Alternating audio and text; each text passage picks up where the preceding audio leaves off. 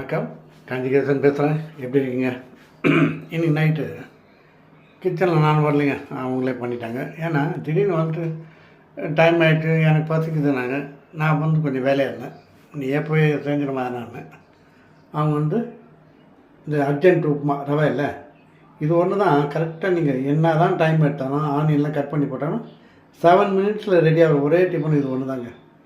இதுக்கு ஈடு எது, அதாவது இந்த ஸ்பீடில் வேறு எந்த டிஃபனும் செய்ய முடியாது. ரவா பீஸ் வெரி எமர்ஜென்சி டிஃபன் இது. அதுதான் முன்னெல்லாம் ஆல்ரெடி சொல்லியிருக்கேன். கல்யாணத்துலலாம் நைட்டு இப்போலாம் 12 மணி வரைக்கும்லாம் சாப்பாடு போடுறாங்க. நைட்டு ரிசப்ஷன் டைமில் முன்னெல்லாம் 10 மணிக்கெலாம் கடை அதாவது சாப்பிட்ருவாங்க எல்லாம். 10-10:30 ஆச்சுன்னா அந்த சமையல்காரை எல்லாத்தையும் கழுவி வச்சுருவாங்க. அதுக்கப்புறம் வரவங்களுக்கு என்னடா பண்ணுறதுன்னா, திடீர்னு ஒரு 10 பேர் வந்துட்டாங்க, என்ன பண்ணணும்னா ரவா உப்புமா தான் பண்ணுவாங்க கல்யாணத்தில். அதுதான் ரவா உப்புமா பண்ணி அந்த மிச்சம் என்ன சாம்பார் அப்படி இப்படின்னா வைப்பாங்க, இல்லாட்டி சக்கரை வைப்பாங்க. அது யாரும் கோச்சிக்க மாட்டாங்க, ஏன்னா அது அந்த காலத்து ஸ்டைல் அது. அதனால் இது அடிக்கிறதுக்கு இன்றைக்கி வரைக்கும் ஆள் கிடையாது, எமர்ஜென்சி டிஃபன். ஆனால் இது கிண்டல் போனாங்க, நான் ரவா உப்புமாவான்னு. ஓகே, இது வந்து நல்லாவும் இருக்கும். இந்த ஆனியன்லாம் போட்டு செய்யுங்க, ஆனியன் பச்சை மிளகாய் போடுங்க, சூப்பராக இருக்கும். ஓகேவா? அது சைடிஷ் வந்து நம்ம மத்தியானம் வச்ச அந்த கத்திரிக்காய் குஜ்ஜு அது வச்சுக்கலாம். ஓகேவா? இதுக்கு காம்பினேஷன் தேங்காய் சட்னி ரொம்ப நல்லாயிருக்கும். அதான் அந்த ஒற்றைகளை போட்டு செய்யறது. ஓகேவா? சரி, இப்போ வந்து நம்மளுக்கு நாளிலேருந்து லீவ் வருது இல்லையா?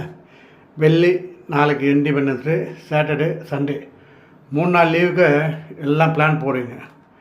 இன்னொரு டிப்ஸு தரேன். ஜனவரி மாதம் எடுத்துக்கோங்களேன், கிட்டத்தட்ட 4, 8, 9 நாள் லீவ் வருதுங்க. 9 நாள் லீவ் எப்படி வருதுன்னா, படிக்கிறேன் கேட்டுக்கோங்கண்ணே.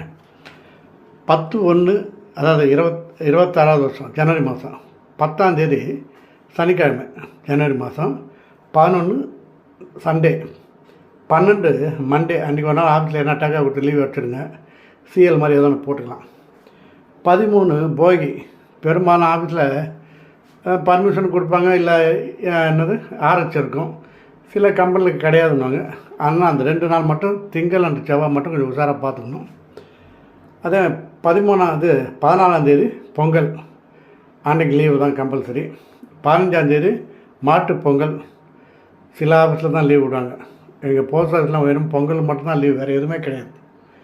16ஆம் தேதி காணும் பொங்கல். ஓகேங்களா? 17 சனிக்கிழமை, 18 ஞாயிற்றுக்கிழமை. கிட்டத்தட்ட 9 நாள் வருது. அதில் வந்து நீங்கள் உஷாராக 2-3 நாள் அப்படி இப்படி அட்ஜஸ்ட் பண்ணி லீவ் போட்டிங்கன்னா யூ என்ஜாய் த 9 days. ஞாபகம் வச்சுக்கோங்க. 9 நாள் லீவு கிடைக்குது, லைஃப்பில் எப்போவுமே கிடைக்காது. ப்ளீஸ் என்ஜாய் பண்ணுங்கள் ஜாலியாக.